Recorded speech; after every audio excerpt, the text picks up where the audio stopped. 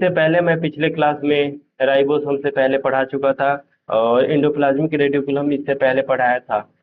अभी इसके आगे हम राइबोसोम पढ़ाएंगे और राइबोसोम ये किसका पार्ट है? ये स्टडी ऑफ सेल का पार्ट है जो कि साइटोलॉजी के अंतर्गत सारी चीज आता है। आइए हम लोग पढ़ना स्टार्ट करते हैं कि राइबोसोम की क्या खास विशेषता है। ये देखिए, आप लोग नोट्स देख ही पा रहे होंगे कि किन के नोट्स से हम पढ़ा रहे हैं, तो आप लोग जम के इसका फायदा उठाइए क्योंकि इनके नोट्स के पढ़ने के लिए अभी आपको 3-4 हज़ार रुपया देना पड़ेगा, तब आप पढ़ पाइएगा। ऐसे आप फ्री में पढ़ लीजिए, ठीक है। चलिए, जैसे हम लोग स्टार्ट करते हैं, ये हमारा दूसरा लेक्चर है, दूसरा क्लास स्टार्ट हो रहा है।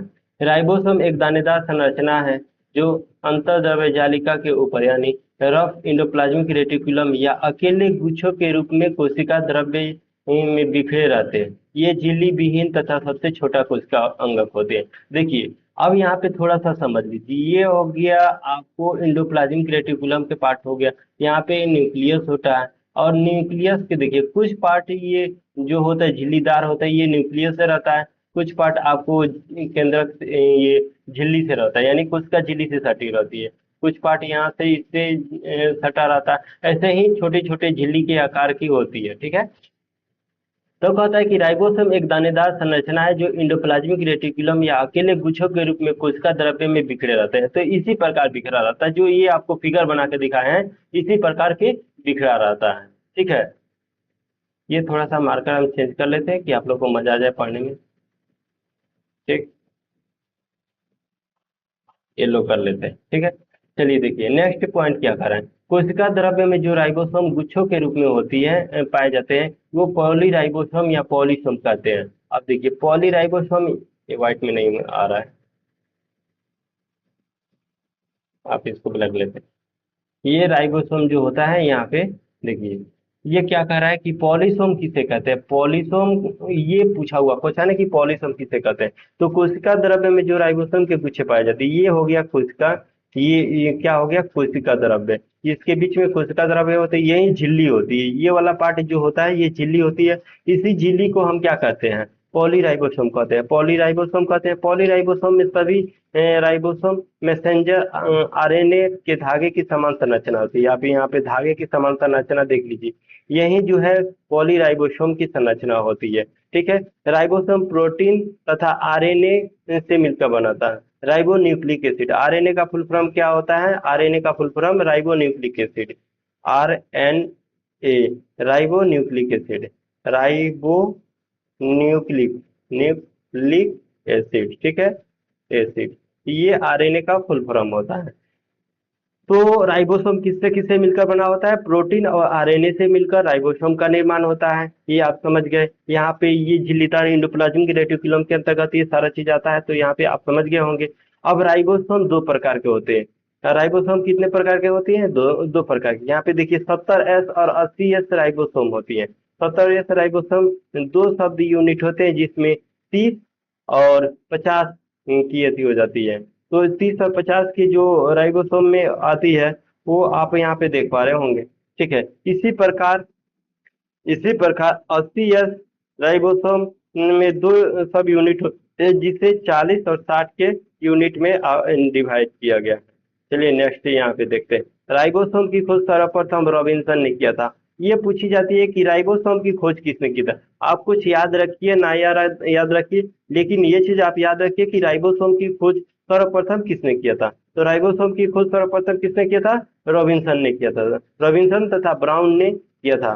पादप कोशिका में किया था। कहाँ किया था? रॉबिन्सन तथा ब्राउन ने पादप कोशिका में राइबोसोम की खोज किया था।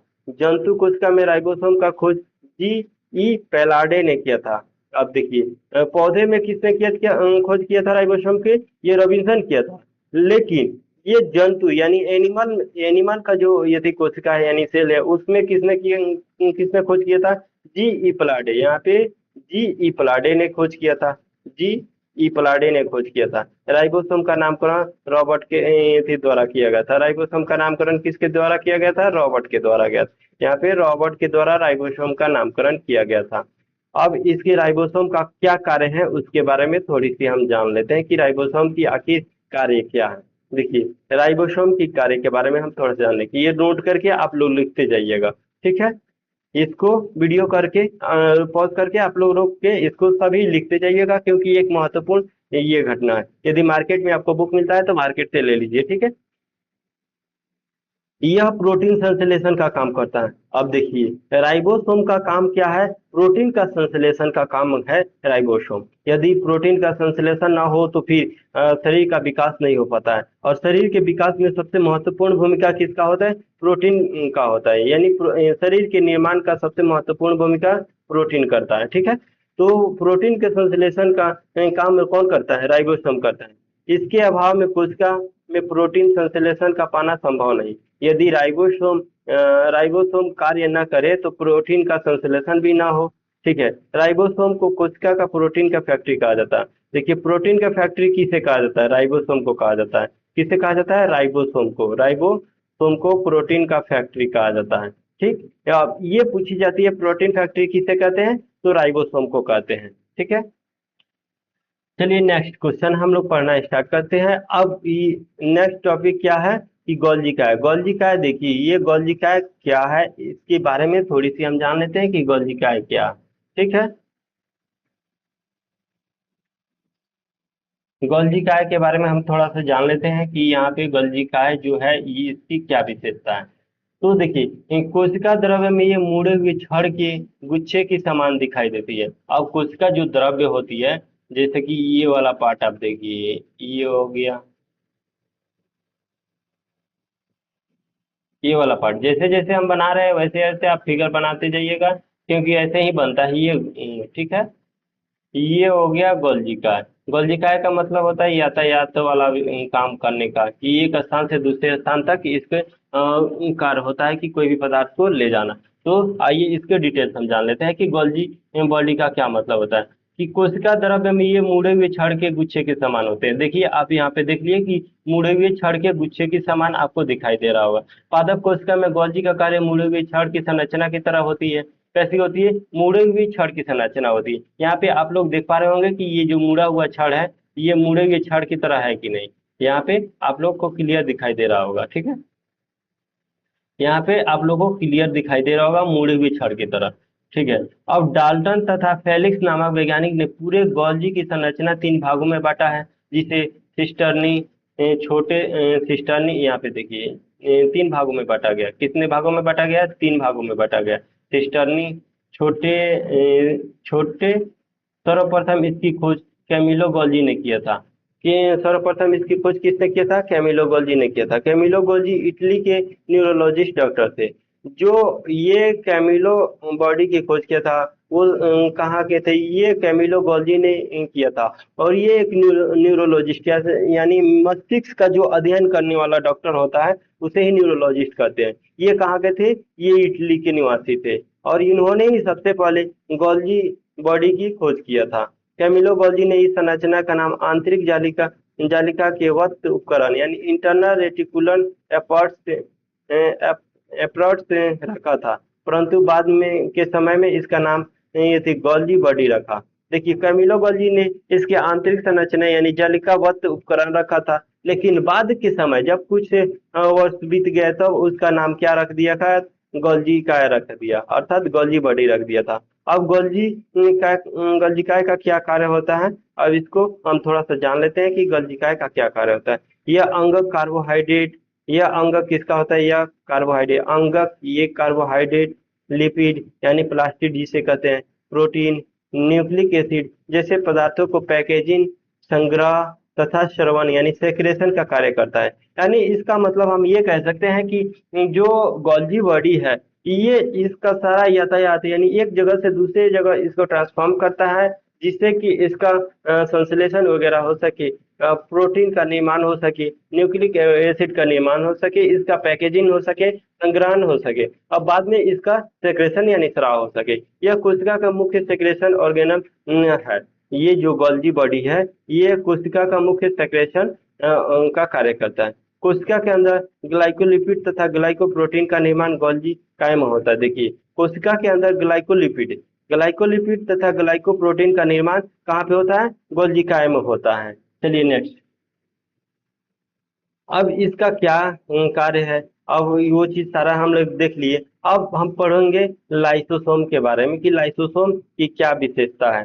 ठीक है, लाइसोसोम की क्या विशेषता है इसके बारे में हम थोड़ी सी जानकारी देख लेते हैं। यह देखिए, कोशिका द्रव्य की झिल्लीदार थैलियों जैसी संरचना होती है।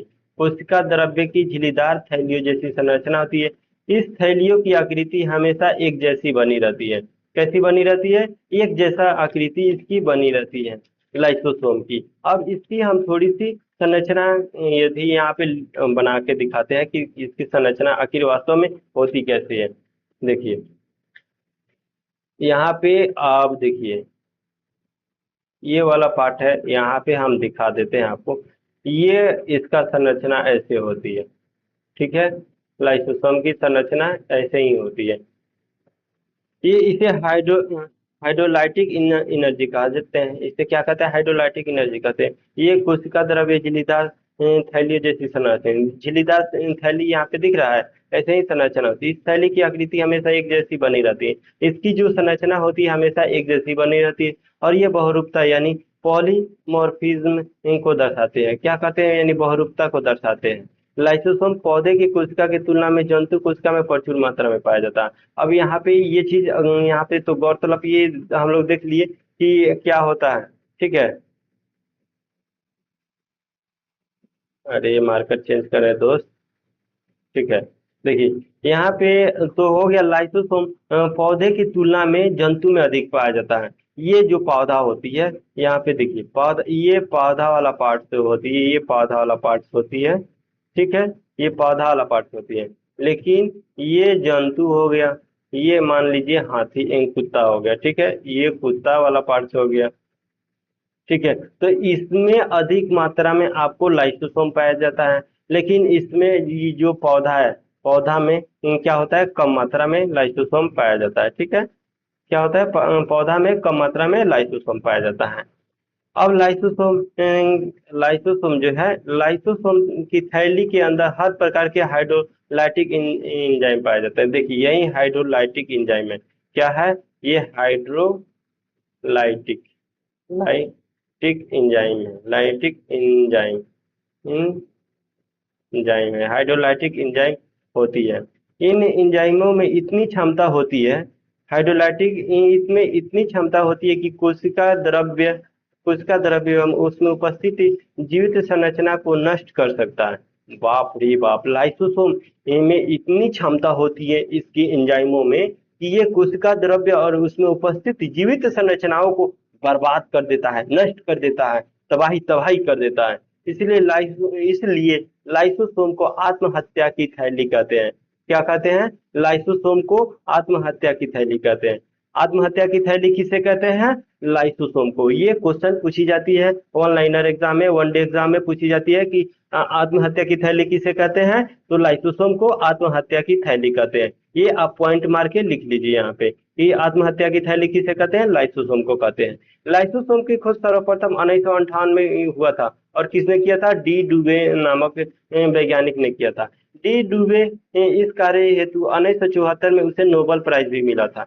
जब लाइसोसोम की खोज की थी सर्वप्रथम, लाइसोसोम की खोज सर्वप्रथम किसने किया था? डी डुबे ने किया था। और कब किया था? 1958 में किया था। लाइसोसोम की खोज 1958 में डी डुबे ने किया था, और उसके कार्य के लिए 1974 में इसे नोबेल प्राइज मिला था। ठीक है, अब लाइसोसोम का क्या कार्य है इसके बारे में हम थोड़ी सी जान लेते हैं। ये लाइसोसोम का कार्य यहाँ पे देखिए, यह कोशिका के अंगों को, टूटे फूटे भागों को पाचित कर कोशिका द्रव्य को साफ रखता है। यानी कहने का मतलब, कोशिका में जितने टूटे फूटे अंग होता है उसको पाचित करता है, यानी डाइजेशन करता है, और कोशिका के द्रव्य को साफ सुथरा रखता है। यह आवश्यकता के अनुरूप कोशिकाओं को नष्ट करता है, और जैसे जैसे जरूरत पड़ती है वैसे वैसे कोशिकाओं को, पुराने कोशिकाओं को नष्ट कर देता है, फिर नए कोशिका का निर्माण होता है। यदि शरीर में पुराने कोशिका नष्ट न हो तो फिर नए कोशिका का निर्माण नहीं होगा। इस तरह हमारे शरीर में हमारा शरीर जो है रोग ग्रसित हो जाएगा। ठीक है, तो रोग ग्रसित से बचने के लिए पुराने कोशिकाओं को नष्ट होना बहुत जरूरी होता है। यह कोशिका, देखिए नेक्स्ट पॉइंट क्या कहता है, यह कोशिका को विषाणु यानी वायरस, जीवाणु यानी बैक्टीरिया तथा अन्य सूक्ष्मजीव को संक्रमण से बचाता है। लाइसोसोम का क्या कार्य है? ये वायरस से बचाता है, वे बैक्टीरिया से बचाता है तथा माइक्रो बायोलॉजी सूक्ष्म जीव यानी सूक्ष्म जीवों से बचाता है। ठीक है, सूक्ष्म जीवों के संक्रमण से बचाता है। चलिए नेक्स्ट हम पढ़ लेते हैं, नेक्स्ट पॉइंट में क्या कहता है।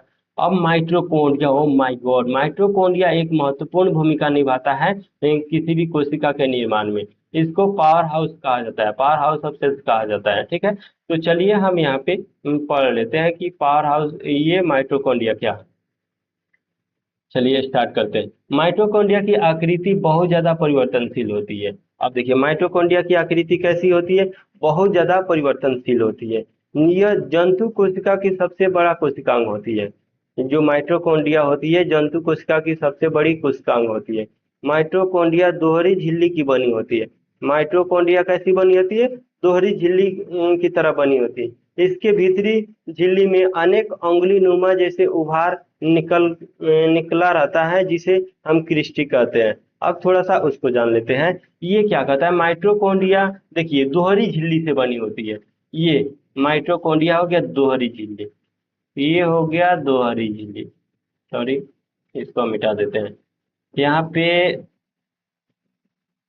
देखिए ये हो गया, ठीक, ये उंगली नुमा बना हुआ रहता है। ठीक है,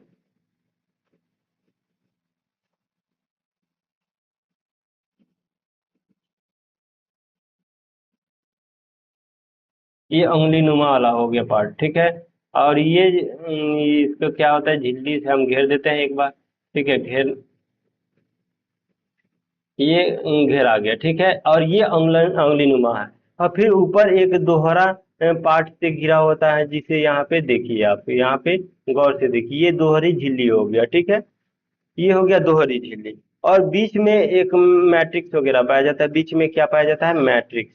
ये हो गया मैट्रिक्स, बीच वाला मैट्रिक्स। ये जो उंगली नुमा ये सब दिख रहा है, ये उंगली नुमा वाला पार्ट, इसको हम क्रिस्टी कहते हैं। क्या कहते हैं, क्रिस्टी कहते हैं, क्रिस्टी कहते हैं। इसे क्या कहते हैं, क्रिस्टी कहते हैं। और ये झिल्ली हो गया, क्रिस्टी हो गया। और बीच वाले पार्ट, ये जो बूंदा बूंदी दिख रहा है, ये हो गया मैट्रिक्स। मैट्रिक्स, मैट्रिक्स हो गया, मैट्रिक्स हो गया। और अंदर इसे पार्ट में इसी को वाले पार्ट को हम पावर हाउस कहते हैं। ठीक है, माइटोकॉन्ड्रिया को पावर हाउस हम कहते हैं, HOUSE, HOUSE house, power house कहते हैं। ठीक है, तो चलिए हम पढ़ते हैं। माइटोकॉन्ड्रिया के आंतरिक झिल्ली से घिरे जगह को मैट्रिक्स कहते हैं। ये वाला पार्ट आंतरिक जो झिल्ली हो गया, बूंदा बूंदा वाला पार्ट हो गया, ये वाला पार्ट आपको मैट्रिक्स हो गया। ठीक है, मैट्रिक्स हो गया। अब मैट्रिक्स में राइबोसोम, इसमें क्या रहता है, मैट्रिक्स के अंतर्गत राइबोसोम होता है, DNA होता है, RNA होता है, मैग्नीशियम होता है और कैल्शियम होता है, कैल्शियम आयन होता है तथा कई एंजाइम पाए जाते हैं। राइबोसोम में 70S प्रकार के, इसमें कितने राइबोसोम होते हैं, 70S प्रकार के राइबोसोम होते हैं। इस माइटोकॉन्ड्रिया में कितने प्रकार के राइबोसोम होते हैं, 70S प्रकार के होते हैं। अब चलिए नेक्स्ट में, माइटोकॉन्ड्रिया की संख्या पौधे की कोशिका में कम होती है, पौधे की कोशिका में कम होती है, जंतु की कोशिका में काफी ज्यादा होती है। माइटोकॉन्ड्रिया देखिए, माइटोकॉन्ड्रिया जो है ना, जिसे माइटोकॉन्ड्रिया सबसे अधिक जंतु कोशिका में होती है और सबसे कम पादप कोशिका में होती है। ये बात आप लोगों ने समझ लिया कि माइटोकॉन्ड्रिया सबसे की संख्या पौधा में कम तथा जंतु में अधिक होती है। माइटोकॉन्ड्रिया की खोज रिचर्ड अल्टमैन ने किया था। माइटोकॉन्ड्रिया की खोज किसने किया था, रिचर्ड अल्टमैन ने किया था। और इसका नाम बायोब्लास्ट रखा था। और इसका नाम किसने रखा था, बायोब्लास्ट और रखा था। बेंडा इसका नाम माइटोकॉन्ड्रिया रखा था। बेंडा जो है, बेंडा इसका नाम माइटोकॉन्ड्रिया रखा था। माइटोकॉन्ड्रिया का अब क्या कार्य है वो थोड़ा सा हम जान लेते हैं। कोशिकीय श्वसन की प्रक्रिया यही संपन्न होती है। जितने भी कोशिका का श्वसन यानी सांस लेने का काम होता है, ये सारा का सारा कार्य ये माइटोकॉन्ड्रिया में ही संपन्न होती है। ठीक है, तथा श्वसन के दौरान ATP माइटोकॉन्ड्रिया में ही जमा होती है। अब ATP कहाँ जमा होती है, अब ATP देखिए, एटीपी एटीपी यहाँ पे जमा हो जाती है। एटीपी यानी एटीपी का फुल फॉर्म होता है एडिनोसाइन ट्राइफॉस्फेट। एटीपी, एटीपी का मतलब होता है adeno adenosine triphosphate, adenosine triphosphate, phos triphosphate, phosphate, adenosine triphosphate, ठीक है। एडिनोसिन ट्राइफॉस्फेट इसका फुल फॉर्म होता है। एटी अब नेक्स्ट पॉइंट में क्या कहता है, एटीपी जमा रहने के कारण माइटोकॉन्ड्रिया को कोशिका का ऊर्जा गृह यानी पावर हाउस कहते हैं। देखिए एटीपी ये जो जमा हो जाता है ना, एटीपी के कारण ही इसे पावर हाउस कहा जाता है। एटीपी के जमा होने के कारण ही इसे क्या कहा जाता है, पावर हाउस यानी ऊर्जा गृह कहा जाता है। नेक्स्ट पॉइंट, सबसे पहले किंग सबरी ने यह बताया कि कोशिकीय श्वसन माइटोकॉन्ड्रिया में होती है। अब देखिए कोशिकीय श्वसन सबसे पहले माइटोकॉन्ड्रिया में होती है, इसको किसने बताया था, ये किंग सबरी ने बताया था। किसने बताया था, किंग सबरी ने बताया था। नेक्स्ट पॉइंट, वार वर्ग कोशिकीय श्वसन के लिए उत्तरदायी एंजाइम की खोज माइटोकॉन्ड्रिया में किया था। तो वार वर्ग कोशिकीय श्वसन की उत्तरदायी में एंजाइम की खोज किया था, ठीक है। नेक्स्ट हम टॉपिक अब पढ़ते हैं। यहाँ पे देखिए प्लास्टिड यानी लॉग के बारे में हम थोड़ा सा पढ़ लेते हैं कि लॉग की क्या भूमिका है। यहाँ पे लॉग की क्या भूमिका है, ठीक है। लॉग, लॉग के बारे में हम थोड़ा सा जानेंगे कि लॉग की क्या भूमिका है। पॉइंट नंबर वन में देखिए लॉग केवल पौधे की कोशिका में पाया जाता है। लॉग यानी प्लास्टिड किस में पाया जाता है, ये सिर्फ और सिर्फ पौधे में पाई जाती है। किस में पाई जाती है, पौधे में पाई जाती है, ठीक है। पौधे में पाई जाती है। यह कोशिका में पाए जाने वाले सभी कोशिकांग में बड़ा होता है। यह कोशिका में पाए जाने जितने भी कोशिका हैं, जितने भी कोशिका हैं, उन सभी कोशिकाओं में सबसे बड़ा क्या होता है, ये कोशिकांग होता है। ये सबसे बड़ी कोशिकांग होती है, ठीक है। लौक में खास वर्णक यानी लौक में खास वर्णक पिगमेंट पाए जाते हैं। वर्णकों के आधार पर लौक तीन प्रकार के होते हैं। हरित लवक यानी हरित लौक को क्लोरोप्लास्ट कहते हैं। वर्णी लौक यानी वर्णी लौक जो कि रंग उंग का भी भेद करता है, इसे क्रोमोप्लास्ट कहते हैं। अवर्णी लौक जो कि ल्यूकोप्लास्ट कहते हैं। इसका अब क्या क्या काम है, अब बारी बारी से हम लोग पढ़ते हैं। देखिए सबसे पहले हरित लौक के बारे में हम पढ़ते हैं, और हरित लौक ये कहाँ पाया जाता है, इसकी क्या कुछ खास विशेषता है, ये चीज जान लेते हैं। हरित लौक तो सबसे पहले आप लोग को जानते होंगे कि पेड़ पौधे में ही पाया जाता है, और हरित लौक के कारण ही पेड़ पौधे की पत्ती हरा होती है। तो आइए आगे हम लोग पढ़ते हैं कि पॉइंट नंबर वन में क्या कह रहा है। यह सबसे महत्वपूर्ण लौक है, जो हरित लौक है यह सबसे महत्वपूर्ण लौक है। इस लौक में क्लोरोफिल वर्णक पाए जाते हैं, जिसके चलते प्रकाश संश्लेषण की क्रिया संपन्न होती है। देखिए प्रकाश संश्लेषण की क्रिया संपन्न करने के लिए क्लोरोफिल को होना बहुत जरूरी है। और क्लोरोफिल कहाँ पाए जाते हैं, ये हरे पदार्थों में पाए जाते हैं। ये हरित लवक मुख्यतः हरी पत्तियों के मेसोफिल कोशिका में पाए जाते हैं, तथा सभी कोशिकाओं को हरित लवक प्रकाश से सूक्ष्मदर्शी से देखने पर समान नहीं दिखाई देते पड़ते हैं। ये एक कोशिका में 1 से लेकर 80 तक हरित लवक हो सकते हैं, जिसकी व्यास 4 से 10 माइक्रोमीटर तथा मोटाई 3 से 4 माइक्रोमीटर होती है।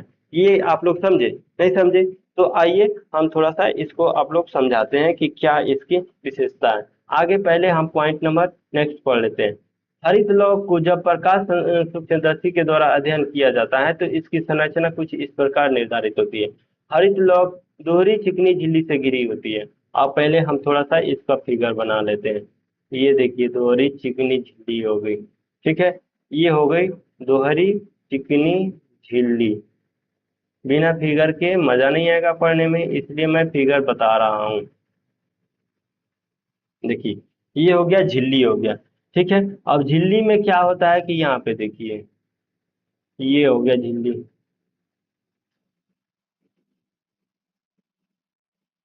ये वाला पार्ट था, देखिए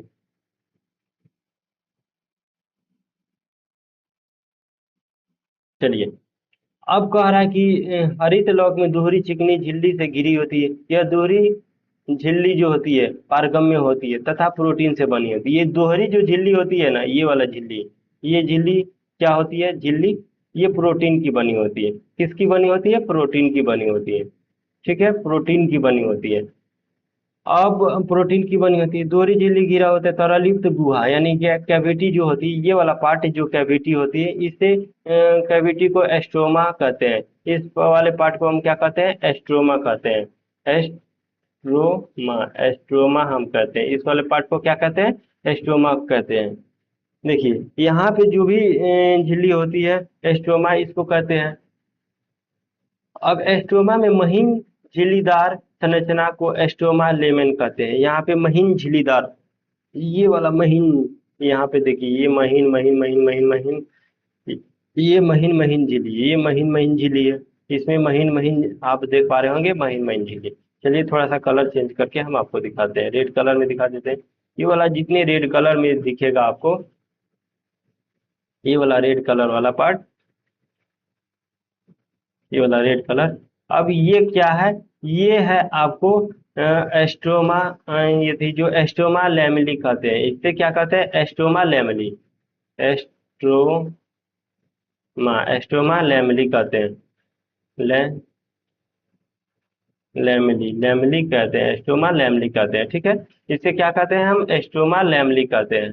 एस्ट्रोमा लैमेली के बीच बीच में चपटी बेताकार थैली होती है। देखिए यहाँ पे बीच बीच में चपटी है थैली, यही बीच बीच में चपटी थैली होती है समूह, जिसे थाइल थाइलोक्वाइड कहते हैं। जिसे क्या कहते हैं, थाइलोक्वाइड कहते हैं। थाइलोक्वाइड प्रोटीन एवं लिपिड की बनी होती है। थाइलोक्वाइड का क्या बनी होती है, लिपिड एवं प्रोटीन की बनी होती है। थाइलोक्वाइड की समूह ग्रेनम कहा जाता है। थाइलोक्वाइड का जो यदि समूह है, ये थाइलोक्वाइड, इसे ये वाला पार्ट को ग्रेनम हम कहते हैं। क्या कहते हैं, ग्रेनम कहते हैं, ग्रेनम कहते हैं। थाइलोक्वाइड वाले पार्ट को ग्रेनम कहा जाता है। थाइलोक्वाइड नामक थैली में ही क्लोरोफिल पाया जाता है। अब ये वाला पार्ट जो अंदर वाला पार्ट है, इसी में हम क्या होता है, इसी में हम लोग को क्लोरोफिल पाया जाता है, ठीक है। क्लोरोफिल, क्लोरोफिल पाया जाता है, क्लोरोफिल पाया जाता है, ठीक है, क्लोरोफिल पाया जाता है। इस समूह को क्वांटोसोम भी कहा जाता है। क्लोरोफिल के अणुओं के समूह को क्वांटोसोम पाया जाता है। हरित लौक प्रकाश संश्लेषण की क्रिया केंद्र, और यह सिर्फ प्रकाश संश्लेषी पौधे में ही पाया जाता है। कहाँ पाया जाता है, सिर्फ और सिर्फ प्रकाश संश्लेषी पौधा में ही पाया जाता है। चलिए नेक्स्ट हम इसको वर्नी लॉक यानी क्लोरोप्लास्ट के बारे में हम जानेंगे कि क्लोरोप्लास्ट के बारे में क्या है। यानी 3 पार्ट्स में बताया था, क्लोरोफिल, क्लोरोप्लास्ट या लिकोप्लास्ट। अब क्लोरोफिल से क्या होती है, ये क्लोरोफिल से इसके रंगीन लवक कहा जाता है। इसमें रंगीन लवक, इसे रंगीन लौह कहा जाता है। क्रोमोप्लास्ट को क्या कहते हैं, क्रोमोप्लास्ट को रंगीन लौह कहते हैं। पौधे में हरे रंग के अतिरिक्त अन्य सभी रंगों के लिए वर्णी लौह ही उत्तरदायी होते हैं। देखिए पौधे में जो भी रंग आता है, सिर्फ और सिर्फ उसमें हरा रंग छोड़ के बाकी जितने भी उसमें रंग है, वो सभी के सभी क्रोमोप्लास्ट के तहत यानी वर्णी लौह के तहत वो रंग दिखाई देता है। यहाँ पे विभिन्न प्रकार के वर्णी लौह हैं। देखिए गाजर में कैसी है, कैरोटीन के कारण ये गाजर का ये थी नारंगी रंग होता है। जो गाजर में नारंगी रंग आता है, ये किसके कारण होता है, कैरोटीन के कारण। हल्दी में पीला रंग किसके कारण आता है, जेंथोफिल के कारण। हल्दी हल्दी में जो पीला रंग आता है, किसके कारण, जेंथोफिल के कारण। पपीता में पीला रंग किसके कारण आता है, ये कैरिका जेंथिन के कारण। कैरिका जेंथिन के कारण आता है। पपीते में पीले रंग किसके कारण आता है, करिका जेंथिन के कारण आता है, करिका जेंथिन के कारण आता है। टमाटर का लाल रंग किसके, लाइकोपिन के कारण आता है। टमाटर का लाल रंग किसके कारण आता है, लाइकोपिन के कारण। सेब का लाल रंग किसमें पाया जाता है, सेब का लाल रंग एंथोसाइनिन के कारण आता है, एंथोसाइनिन के कारण आता है, ठीक है। सभी रंगों के लिए उत्तरदायी वर्णी लौह वसा में घुलनशील होती है। अब नेक्स्ट पॉइंट में क्या कहता है, ये आप देखिए गाजर का नारंगी रंग कैरोटीन के कारण। गाजर का नारंगी रंग किसके कारण होता है, कैरोटीन के कारण।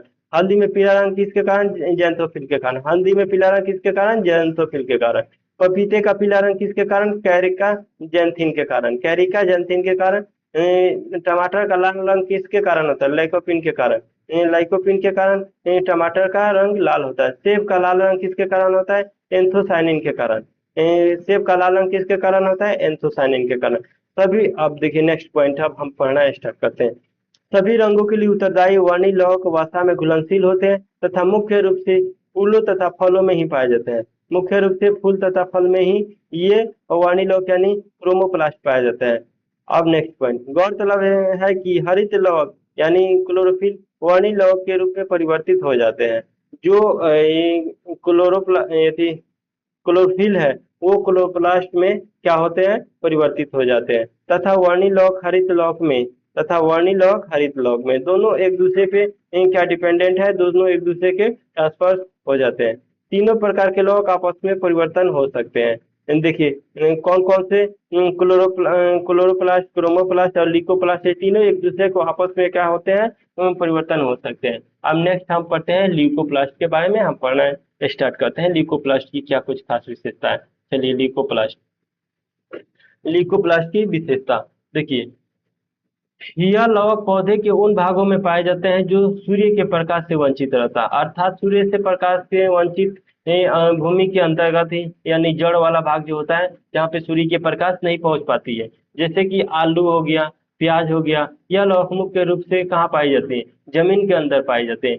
जमीन के अंदर पाई जाती है तो जाहिर सी बात है कि वहां पे ये हो गया, ये हो गया प्याज, और प्याज के ये वाला पार्ट आप देखिए, ये हो गया जमीन और ये अंदर प्याज और आलू फरा हुआ है। तो ये यहाँ पे सूर्य के प्रकाश, ये जो सूर्य के प्रकाश है कभी आएगा, सूर्य के प्रकाश कभी नहीं आएगा, ऊपर तक ही रह जाएगा। ठीक है, तो वही कह रहा है यहाँ पे, यह लौह विभिन्न प्रकार के पोषक पदार्थों को संग्रह करती है तथा लौह के कई प्रकार होते हैं, जैसे कि यहाँ पे देखिए एमिलोप्लास्ट, यानी स्टार्च संग्रह करने वाला। एमिलोप्लास्ट किससे करता है, प्रकाश स्टार्च को संग्रह करने वाला। प्रोटीनोप्लास्ट या प्रोटीन को संग्रह करने वाला था। प्रोटीनोप्लास्ट किसको संग्रह करता है, प्रोटीन को संग्रह करता है। एल्यूरोप्लास्ट क्या करता है, प्रोटीन के संग्रह करने वाला होता है। एल्यूरोप्लास्ट भी प्रोटीन को ही संग्रह करता है। एलियो एलियोप्लास्ट वसा को संग्रह करता है। एलियोप्लास्ट किसको संग्रह करता है, वसा को संग्रह करता है। नेक्स्ट पॉइंट अब हम थोड़ा सा देखते हैं, कौन, ये सेंट्रोसोम। सेंट्रोसोम का क्या कार्य है अब यहाँ पे हम जानेंगे।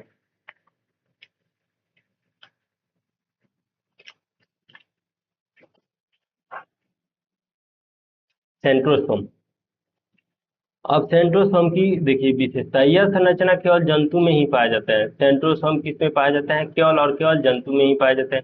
इलेक्ट्रॉन सूक्ष्मदर्शी से देखने पर यह बेलन जैसा दिखाई देता है। इसके चारों ओर वृत्तीय क्रम की व्यवस्थित धागे जैसी संरचना होती है और इस संरचना में एस्ट्रल एस्ट्रल रेज पाए जाते हैं। एस्ट्रल रेज कहते हैं। प्रत्येक सेंट्रोसोम के अंदर एक या दो कण जैसी संरचना पाई जाती है जिसे सेंट्रोइड कहते हैं, और सेंट्रोसोम का नामकरण टी वेबोरी के द्वारा किया गया था। और सेंट्रोसोम जंतु कोशिका में विभाजन की मदद करती है। और सेंट्रोसोम के बारे में थोड़ा सा हम लोग जान लेते हैं कि सेंट्रोसोम आखिर होता कैसे है। देखिए ये हो गया सेंट्रोसोम, ये क्या हो गया सेंट्रोसोम,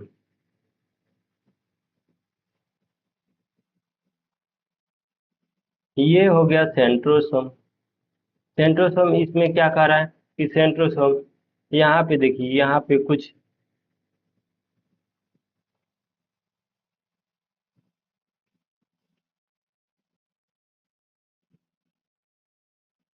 ये देखिए सेंट्रोसोम, ये एस्टिलर रेज यहाँ पे कौन सा हो गया, ये वाला पार्ट देखिए, ये कह रहा है कि धागे जैसी संरचना होती है। धागे जैसी संरचना वाले पार्ट को हम क्या कहते हैं, एस्टिरल एस्ट्रल रेज कहते हैं। क्या कहते हैं, एस्ट्रल एस्ट्रल रेज कहते हैं। क्या कहते हैं, एस्ट्रल रेज कहते हैं। और यहाँ पे इसके चारों तरफ ये धागे जैसी संरचना होती है। ठीक है, धागे जैसी संरचना होती है जिसे सेंट्रोइड वगैरह कहते हैं। प्रत्येक सेंट्रोसोम के अंदर दो कण जैसी संरचना पाई जाती है जिसे सेंट्रोइड कहते हैं। ये वाला पार्ट को हम क्या कहते हैं, सेंट्रोइड कहते हैं। सेंट्रोइड सेंट्रोइड कहते हैं, सेंट्रोइड कहते हैं। इस वाले पार्ट को क्या कहते हैं, सेंट्रोइड कहते हैं। इतना से आप लोग समझ गए होंगे। चलिए नेक्स्ट अब टॉपिक पढ़ते हैं। नेक्स्ट टॉपिक वेसल्स, यानी रसधानियाँ। वैकोल, वैकोल यानी रसधानियाँ, इसको हम पढ़ते हैं कि इसकी क्या कुछ खास विशेषता है। रसधानी, चलिए रसधानी, रसधानी निर्जीव रचनाएं हैं, यानी मेटाप्लास्ट है। रसधानी जो है क्या निर्जीव रचनाएं होती है, क्या कैसी होती है, निर्जीव रचनाएं होती है। और रसधानी मुख्य रूप से पौधे में की कोशिका में पाई जाती है। पौधे की कोशिका में रसधानी कहाँ पाई जाती है, यानी वैक्यूल कहाँ पाई जाती है, पौधे की कोशिका में पाई जाती है। जंतु कोशिका में काफी छोटे आकार की रसधानी पाई जाती है या नहीं पाई जाती है, पाई जाती है या नहीं पाई जाती है। देखिए काफी छोटे आकार की रसधानी पाई जाती है या नहीं पाई जाती है, ये बात आप लोग समझे। रसधानी थैली के समान आकृति के चारों ओर झिल्ली से घिरी होती है। चलिए यहाँ पे हम देख लेते हैं। यहाँ पे रसधानी गिरी यानी सेल्स शेप, ये हो गया सेल्स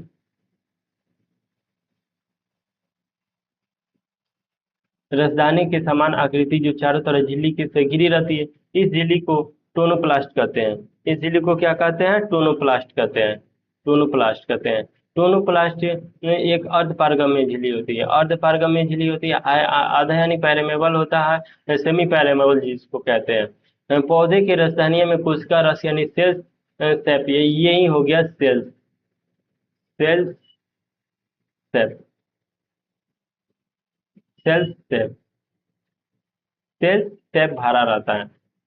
ये थी पौधे के रसदानी यानी वेहिकल्स में क्या भरा रहता है? सेल्स से भरा रहता है। कोशिका के रस पौधा कोशिका में जीव द्रव्य का निर्माण होता है।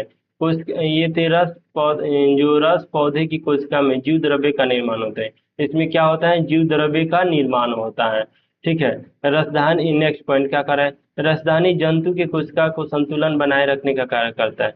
जो रसदानी है ये जंतु कोशिका में जल संतुलन को बनाए रखने का कार्य करती है। नेक्स्ट पॉइंट, कुछ कोशिकीय जीवों में प्रोटोजोआ के रसधानियां संकुचन होती है और यह रसधानियां क्या करती है? अपशिष्ट तरल पदार्थ के संग्रह कर बाहर निकालने में मदद करती है। क्या करती है? बाहर निकलने में मदद करती है। ठीक है, चलिए नेक्स्ट। अब नेक्स्ट की क्लास में हम लोग पढ़ेंगे इसकी विशेषता पढ़ेंगे। नहीं, विशेषता यहाँ पढ़ लेते हैं, फिर नेक्स्ट की क्लास में हम लोग पढ़ेंगे केंद्रक। चलिए सबसे पहले आप पॉइंट जो दिया है यहाँ पे, पॉइंट के बारे में पढ़ लेते हैं कि ये क्या कह रहा है। कोशिका द्रव्य में पाए जाने वाले कुछ नवीन संरचना का पता जीव वैज्ञानिक ने इस प्रकार लगाया था। एस्पेरिसोम्स, इस पौधे में कोशिका को लाइसोसोम कहा जाता है। यह वसा का संश्लेषण करता है। कोशिकीय पंजर, ये दोस्तों आप लोग इसको पढ़ लीजिएगा। यह कोशिकीय बना सूक्ष्म तथा जंतु या जाल की पूरी कोशिका द्रव्य में फैला रहता है। पैराक्सोसोम, यह संरचना पौधे में प्रकाशीय शोषण की मदद करता है। इसके द्वारा कोशिका में हाइड्रोजन पेरोक्साइड भी उत्पादन करता है। माइक्रोट्यूबल्स में क्या करता है? यह छोटी छोटी नलिकाकार संरचना होती है जो पूरे कोशिका द्रव्य में फैली होती है। यह संरचना कोशिका की गति को कराने में सहायक होती है। ठीक है, इतना आप लोग समझ गए। अब नेक्स्ट की क्लास में हम लोग पढ़ेंगे केंद्रक। क्या पढ़ेंगे? केंद्रक पढ़ेंगे। ठीक है, केंद्रक पर